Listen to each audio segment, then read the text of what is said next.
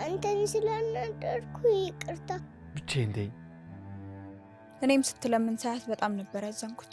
እሱን ለግዘው ብዬ እኮ ነው የለመንኩት። አሉን የምንላቸው ወዳጆቻችን በሙሉ ትተውናል። እንኳን ለአቅመ መክፈል አበቃ። ሰው ጥሩ ሲያስብ ለምን ነገር እንደምታዞር አላውቅም። ድሮስ አባትና ወንድ የሌለበት ቤት እንደተከፈረ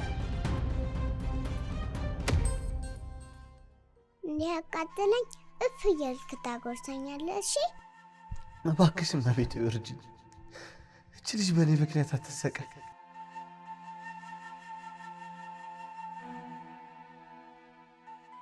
የቤት ኪራይ የማከፍለው ብር ስለሌለ አይደል? ማደጉ ምንድን ነው? እህቴ የት ናት? ልርዳ ሲሉ ትቢ፣ ዝም ሲሉ ትቢ። እኔ ይሄንን ጭንቅላት ላይ ምንም ክፉ ሀሳብ እንዲቀረጽባት አልፈልግም። ልጅቷ ጠፍታለች። ቆይ ከመቼ ጀምሮ እኔ እናት እንደዚህ ሆንሽ? ከመቼ ጀምሮ ነው አንቺ በህፃን ልጅ ነፍስ መደራደር የጀመርሽው?